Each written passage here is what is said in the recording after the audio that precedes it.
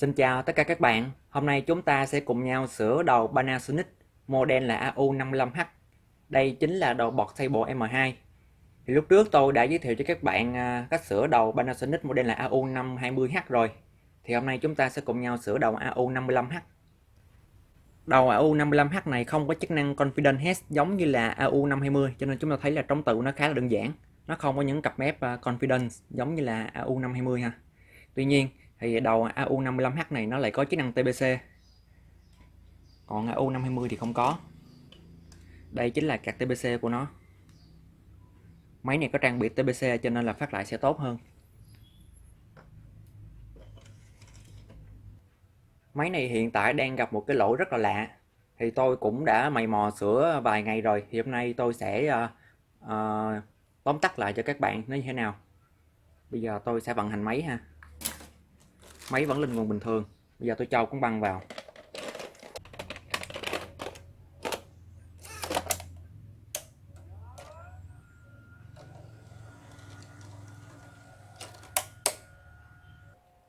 Máy vẫn rất pin ok. Bây giờ tôi sẽ bấm nút play. Chúng tôi thấy là trên màn hình monitor không có hình ảnh gì cả. Time code vẫn đếm bình thường. Và chúng ta thấy là hai kênh FM này không có tín hiệu ha. Bây giờ tôi gạt sang tracking nè. Tracking nó cũng không lên được vạch nào cả.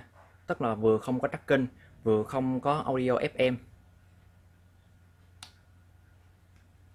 Và cái đèn RF nó sẽ sáng lên nè. Đèn RF để sáng lên chứng tỏ là máy là báo là băng không có tín hiệu. Tức là máy sẽ không đọc được tín hiệu RF trên băng. Bây giờ tôi sẽ lấy băng ra ha.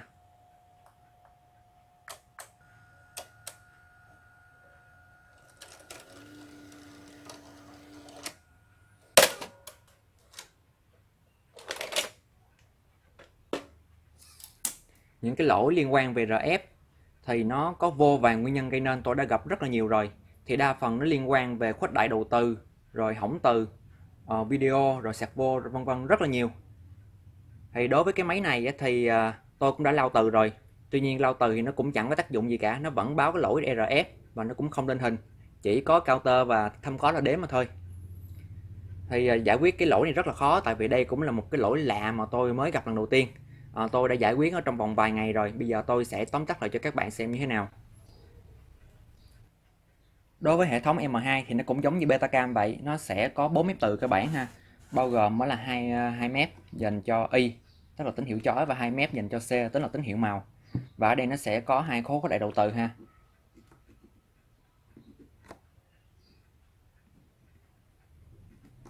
Tín hiệu này sau khi khuếch đại thì nó sẽ đưa đến cái khối xử lý video. Và trên cái đường xử lý này, tín hiệu Y này nó sẽ đưa ra cái kim tracking.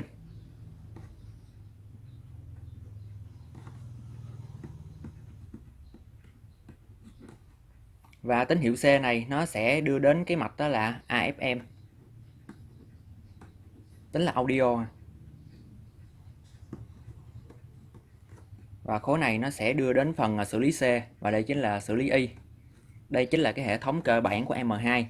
Tức là kim tracking nó sẽ chỉ thị mức tracking của Y, và AFM này nó sẽ lấy tín hiệu từ C.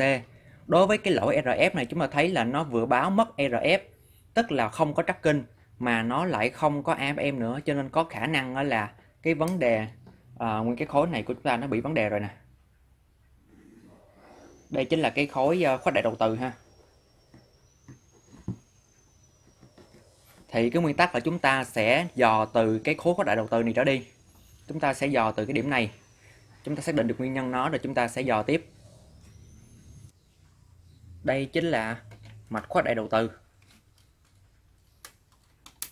Nó sẽ có 2 sợi dây vào ha. Đây chính là 2 sợi dây từ trống từ đến. Là anh sẽ có một dắt dành cho tín hiệu Y và một dắt dành cho tín hiệu C. Đây chính là khối EQ ha. Mạch này có tác dụng là khuếch đại tín hiệu. Ở đây nó có một cái hộp chống nhiễu, thì đây chính là cái phần tử khuếch đại.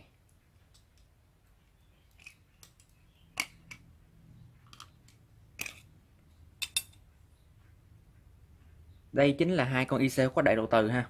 Đây chính là AN6330S, một con dành cho tín hiệu Y và một con dành cho tín hiệu C. Thì đối với trường hợp này chúng ta thấy là nó mất cả tín hiệu Y và tín hiệu C, mà chúng ta thấy là ít khi nào mà hỏng cả hai phần lắm, cho nên chúng ta sẽ tập trung vào khối nguồn ha, tại vì khi khối nguồn mất thì nó sẽ ảnh hưởng đến cả hai kênh. Cho nên bây giờ tôi sẽ kiểm tra tín hiệu nguồn. Thì để kiểm tra tín hiệu nguồn thì tôi sẽ tìm cái đường cấp nguồn cho nó ha. Thì tôi cũng đã tra rồi. Cái đường tín hiệu của nó, cái đường nguồn của nó chính là cái chân này. Tín hiệu 9V ha. Bây giờ tôi sẽ hàng dây và chúng ta kiểm tra nó như thế nào.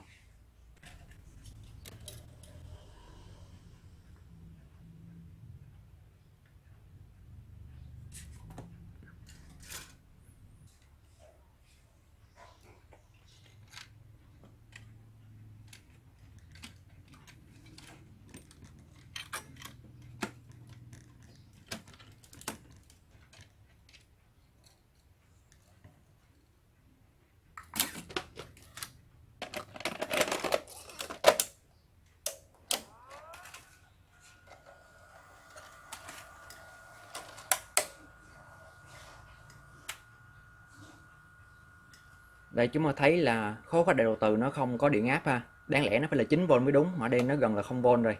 Vậy là mất nguồn cho khối khuếch đại đầu từ. Bây giờ chúng ta sẽ cùng nhau dò tín hiệu tiếp.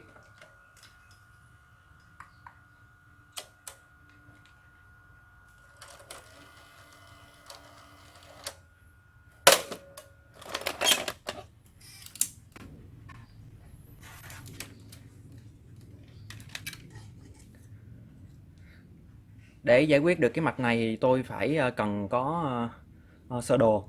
Tuy nhiên cái sơ đồ của máy này thì không có sẵn, cho nên là phải xem sơ đồ tương đương ha, của những cái dòng máy trong cùng những cái năm sản xuất. Thì cũng rất là khó, tại vì mỗi cái máy nó khác nhau. Nhưng mà nó có một cái đặc điểm chung như thế này. Cái đường nguồn này, đường nguồn 9V này nó không có phải là đường nguồn thường trực, mà nó sẽ điều khiển bằng cái con transistor này. Đây chính là con transistor nguồn. Cái con này có tác dụng là như cái công tắc vậy các bạn, nó sẽ điều khiển on off. Ở cái chế độ play thì nó sẽ cấp nguồn cho khối này, và ở chế độ ghi băng thì nó sẽ không cấp nguồn. Bây giờ chúng ta sẽ cùng nhau kiểm tra tín hiệu của con transistor này. Thì đầu tiên chúng ta sẽ đề cập đến cái mạch của nó. Đây tôi có vẽ lại cái mạch của nó. Thì trong quá trình mà kiểm tra lỗi thì tôi cũng đã vẽ rồi, tại vì cái máy này không có sơ đồ, cho nên từ những cái mạch PCB này tôi phải vẽ lại như thế này. Thì tôi chỉ vẽ những cái phần quan tâm mà thôi. Chúng ta thấy ở đây nó có cái con là Q91 nè, Q91 tức là cái con cấp nguồn cho khối mạch khuếch đại đầu từ. Đây chính là Q91, nó sẽ nhận tín hiệu 9V in, và đây chính là tín hiệu 9V out cấp cho mạch khuếch đại đầu từ. Và đây chính là ngõ điều khiển ha.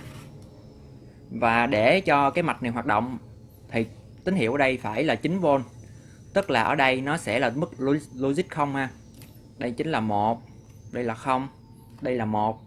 Tức là tín hiệu ở đây phải là mức cao. Thì là con Q57 này sẽ không dẫn. Con này sẽ không dẫn, con này dẫn, và con Q91 dẫn này thì nó sẽ cấp nguồn 9V cho mạch khuếch đại đầu từ. Thì tôi sẽ kiểm tra tín hiệu ở đây. Đây chính là tín hiệu điều khiển ha. Tín hiệu này có tên là tín hiệu điều khiển RED, tức là khi mà ở chế độ playback thì nó sẽ là mức logic là cao, tức là mức 5V, và khi nó là ở chế độ là ghi băng thì nó sẽ là mức 0. Vì vậy nó sẽ cấm không cấp nguồn cho khối mạch của đại đầu từ này. Và đây chính là những cái con transistor của nó ha. Thì tôi cũng đã dò rồi, dò rất là vất vả. Thì đây chính là con Q57 ha. Q57 là con này. Bây giờ chúng ta sẽ đo tín hiệu chân B của nó.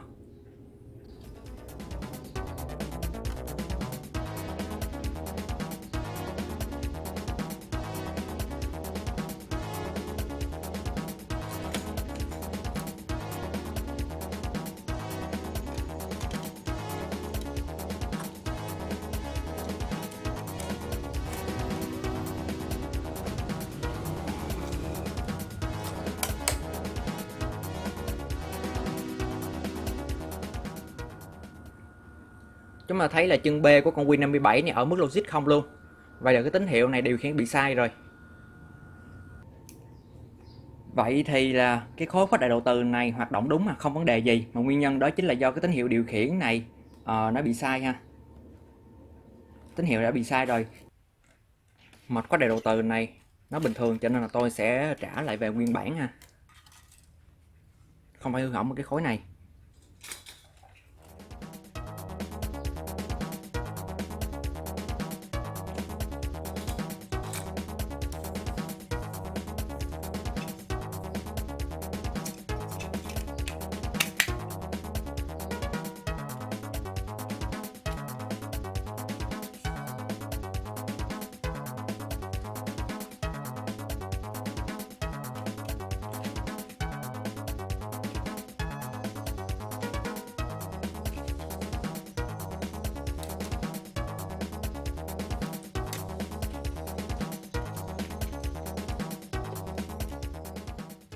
Thì sau khi dò tín hiệu thì tôi phát hiện ra cái tín hiệu này nó được cấp nguồn, nó được điều khiển từ một cái mạch, đó chính là mạch sạc vô. Mạch sạc vô của mạch M2 của máy M2 cực kỳ là phức tạp, và cái mạch này nó như thế này, nó là cái khối sạc vô rất là to, trong đây rất là nhiều linh kiện. Thì trong đây nó có một con IC, con IC này có 100 chân, và tín hiệu này được xuất ra từ con IC này thông qua một cái cổng NOT ha, đó chính là 74HC04.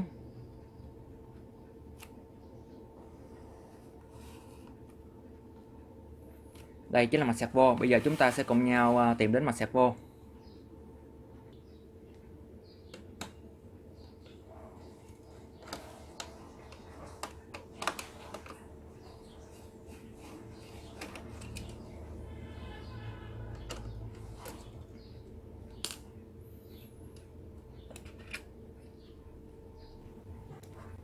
Đây chính là mạch sạc vô của máy AU55H, nó khác so với lại mạch của máy AU520. Và cái sơ đồ này là không có nha các bạn. Tôi phải xem sơ đồ tương đương của máy AU65H. Thì ở đây nó có một con IC này, đó chính là IC39. IC39 này có 100 chân và tên của nó là MN51020. Con IC này là có tác dụng là tạo ra tín hiệu xung chuyển mạch cho những cái đầu từ ha, những phép từ. Và tín hiệu của con IC này sẽ xuất ra điều khiển cái on off cho cái mạch khuếch đại đầu từ ha. Và nó sẽ đệm qua một con IC, đó chính là IC40. IC40 này chính là con 74HC04 nè. Đây chính là IC39. IC này nó sẽ điều khiển cái tín hiệu này ha, là rep và playback. Và IC này nó sẽ có 100 chân, và nó sẽ xuất ra rất nhiều tín hiệu, và trong đó nó có nhận một tín hiệu vào, đó chính là tín hiệu rep on off từ mạch điều khiển hệ thống. Khi mà tín hiệu này ở mức 1, tức là mức logic 2 á, thì đưa qua con này nó sẽ đổi tín hiệu là dạng ở mức 0 ha.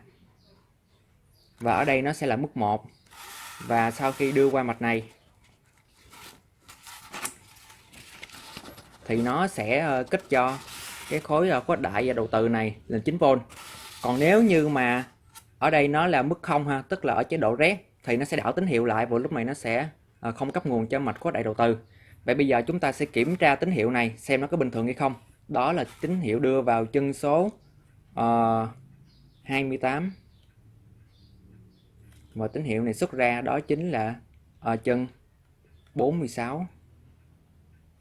Và đây chính là IC74HC04 ha. IC74HC04 chính là con này đây. Đó là IC40.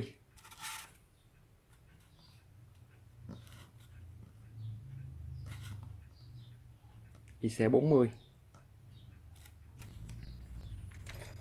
Bây giờ tôi sẽ câu dây tín hiệu ra để kiểm tra tín hiệu điều khiển ha. Đầu tiên chính là tín hiệu từ chân số 28 của IC39 này. Đó chính là tín hiệu nhận tín hiệu từ mạch điều khiển hệ thống ha.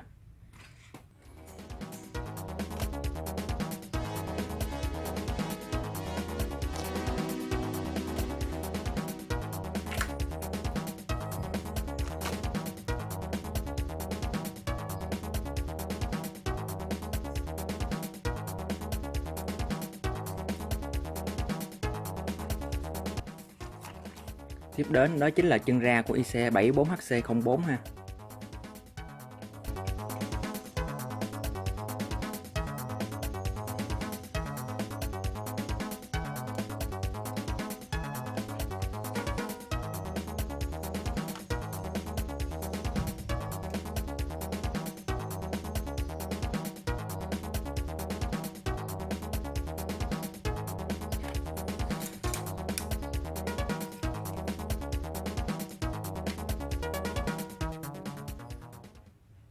Bây giờ chúng ta sẽ cùng nhau kiểm tra tín hiệu điều khiển rep và playback.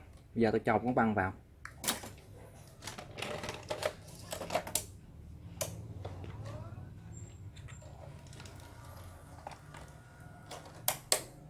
Bây giờ tôi sẽ để nó ở mode play ha. Mode play như thế này. Bây giờ tôi sẽ kiểm tra cái tín hiệu điều khiển rep từ mạch điều khiển hệ thống. Đây chính là cái chân điều khiển của chân số 28 của IC ha. Lúc này nó là 5V các bạn, 5V nè. Bây giờ tôi sẽ cho máy chạy ở chế độ là ghi băng. Khi ghi băng thì nó là 0V, tức là anh ở chế độ là mức logic tích cực, mức thấp ha. Bây giờ tôi lại cho nó ở mode play nè, 5V ha. Vậy là cái chân tín hiệu điều khiển này là đúng rồi. Bây giờ tôi sẽ kiểm tra tín hiệu đưa ra của IC, đó chính là chân số 20, chân số 46 ha. Nó đưa vào cái cổng 74HC04. Đây nè, cái dây màu đỏ nè. Ở mode play thì là nó là 5V. Bây giờ tôi cho nó là cái mode ghi băng nè, thì nó cũng là 5V luôn, nó không thay đổi tín hiệu các bạn. Đây nè, bấm stop nè, bấm nút play lại thì nó vẫn là 5V. Tức là cái chân ra, chân số 46 của IC 100 chân này nó đã xuất tín hiệu không đúng rồi. Nó luôn xuất ra mức logic cao ha. Vì vậy để làm cho cái máy nó hoạt động sai. Bây giờ chúng ta sẽ cùng nhau phân tích mạch lại một lần nữa. Đây chính là con IC39 của chúng ta. Nó có 100 chân. Thì tuy nhiên tôi chỉ vẽ hai chân mà chúng ta quan tâm thôi, đó chính là chân số 28 và chân số 46 ha. Đây chính là in và đây là out. Con IC này nó có dạng là một dãy những cái cổng logic và là những cái flip flop trong đó. Nó có nhiệm vụ là chia tần số và cũng như là tạo ra những cái xung đồng bộ ha. Thì chân số 28 này chúng ta vừa kiểm tra chân số 28 và chân số 46 và nó có hai chế độ, đó chính là chế độ play và chế độ ghi. Ở chế độ play thì chân số 28 là mức logic 1 ha, và ghi là mức logic 0. Còn chân số 46 này cả hai mode đều là mức logic 1 hết, cho nên có thể nói là chân số 46 này là nó hoạt động bị sai rồi. Và chân số 28 này vẫn là bình thường ha. Chân 28 vẫn là ok ha, nhưng mà chân số 46 này nó là energy. Vậy thì bây giờ chúng ta sẽ cùng nhau làm một cái thí nghiệm đơn giản. Chúng ta thấy là chân out này nó sẽ xuất ra một cái cổng NOT là IC74HC04, nó đưa đến cái mạch điều khiển ghi ha. Bây giờ tôi sẽ cắt tín hiệu ở đây ra và tôi sẽ câu một con điện trở kéo lên, cũng như là có một cái công tắc để chúng ta thử nghiệm mạch xem như thế nào. Đây, tôi sẽ cắt ra và chúng ta sẽ cùng nhau thí nghiệm.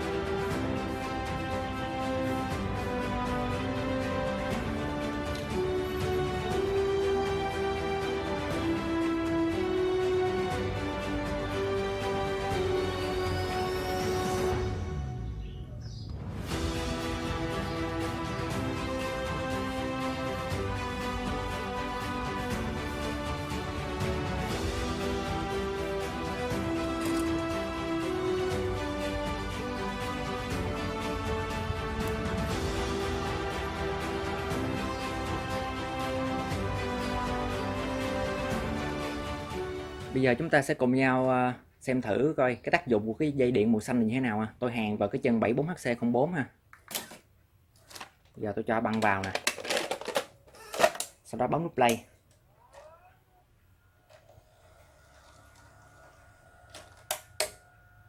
Màn hình là vẫn màu đen ha.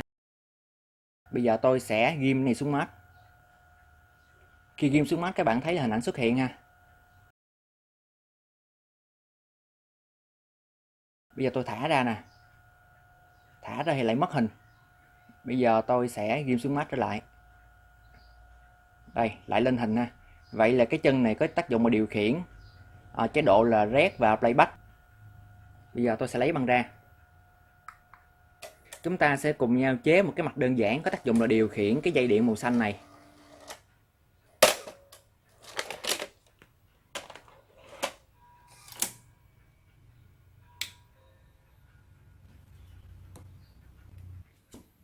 Cái dây điện màu xanh này nó là cái công tắc này các bạn, khi mà chúng ta ghim nó xuống mát thì là nó sẽ có hình, nó thay cho cái tín hiệu chân số 46 này. Nếu như là không thì có hình ha, đáng lẽ phải là số 0 mới đúng. Và chúng ta thấy là cái chân tín hiệu số 46 này nó ngược tín hiệu với lại chân 28. Chân 28 nhận tín hiệu in và sẽ xuất ra chân 46 out, nó tương đương với là một cái cổng đảo phía trong, đảo mức logic lại. Thì do IC39 này nó là một dạng chip phần cứng, tức là trong bên nó sẽ có rất nhiều cổng logic và flip flop, mà nó có một phần tử cổng logic đã bị hỏng rồi, cho nên bây giờ chúng ta sẽ bypass nó từ chân in qua chân out. Và do nó khác mất tín hiệu cho nên là tôi sẽ cho nó một cái mặt transistor để đảo tín hiệu ha.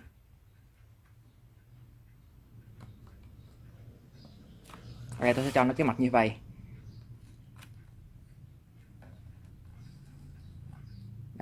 Đây chính là cái mặt tôi thêm vào. Nó tương đương với lại cái cổng nót đó các bạn. Cái cổng nót ha. Nếu mà đây là 0 thì là 1, còn nếu như là tín hiệu 1 sẽ ngõ ra sẽ là 0. Đây, tôi sẽ câu tín hiệu từ chân 28. Tôi cho một cái mạch đơn giản như thế này ha. Gồm một con transistor và hai con điện trở, và sau đó cái ngõ ra này tôi sẽ cho nó vào cái đầu vào của con 74HC04 này. Tôi sẽ bypass cái con này. Và tín hiệu chúng ta sẽ đi như vậy nè. Đấy.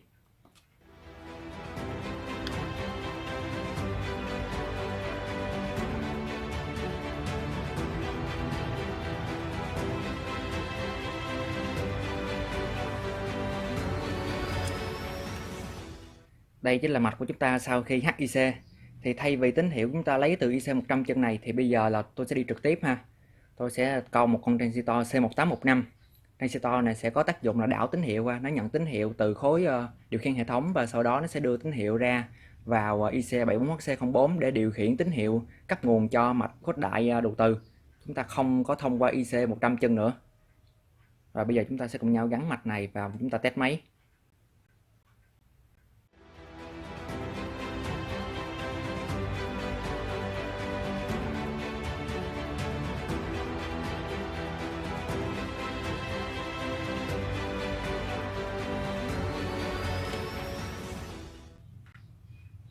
Bây giờ chúng ta sẽ cùng nhau test máy sau khi sửa.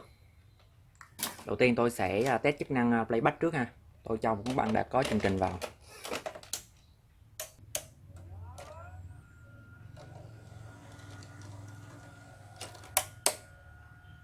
Bây giờ tôi bấm nút play nè.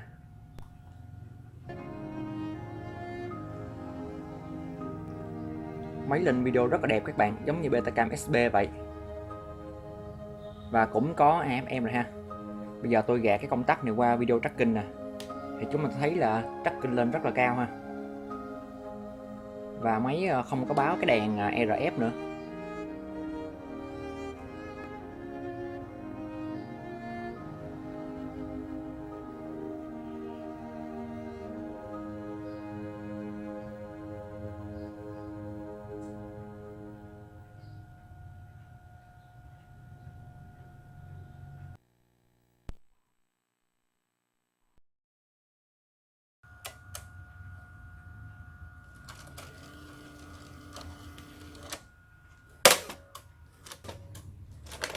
Bây giờ chúng ta sẽ test đến chức năng ghi.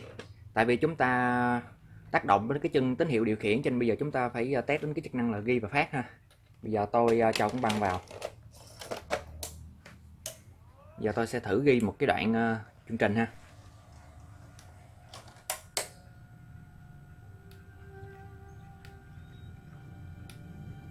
Bây giờ tôi bấm nút ghi nè. Bấm nút ghi và play đồng thời.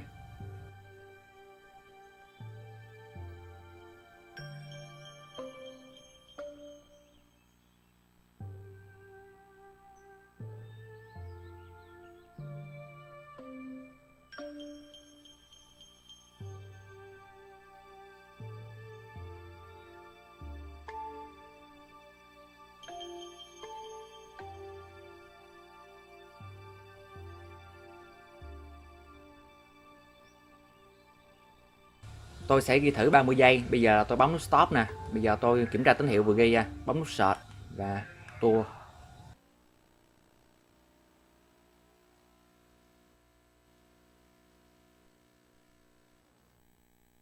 Đây chính là tín hiệu mà chúng ta vừa ghi. Máy ghi bằng rất là tốt và cái mức tracking chúng ta thấy là lên rất là cao các bạn. Vậy là chúng ta sửa cái máy này thành công rồi, tức là ghi và phát ok. Máy này nó bị hỏng cái tín hiệu điều khiển.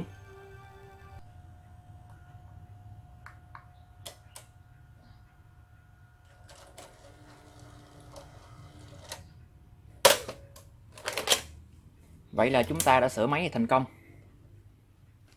Chúng ta sửa bây giờ là ghi và phát đều ok hết. Cái nguyên nhân hỏng của máy này rất là lạ ha. Nguyên nhân là do hỏng một cái con IC 100 chân, thì nó hỏng một cái ngõ điều khiển của nó rất là nhỏ trong đó thôi. Nó xuất tín hiệu ra không đúng cho nên là máy sẽ hiểu nhầm ha. Cái chế độ play nó sẽ hiểu thành một chế độ ghi cho nên là sẽ không xuất ra tín hiệu. Cái mạch khuếch đại đầu từ nó sẽ không được cấp nguồn. Thì tôi đã dùng một con transistor và hai điện trở nhỏ để mô phỏng lại cái cổng đảo tín hiệu. Thì đây chính là một cái lỗi mà cũng rất là lạ và chúng ta giải quyết cũng rất dễ ha. Chỉ phân tích nội mạch một vài chỗ mà chúng ta có thể khắc phục được rồi. Khó khăn trong việc sửa máy này là không có sẵn sơ đồ mạch mà chúng ta phải tự mò. Lần sau chúng ta sẽ cùng nhau sửa một số đồ chuyên dụng khác, mời các bạn đón xem. Xin chào và hẹn gặp lại các bạn.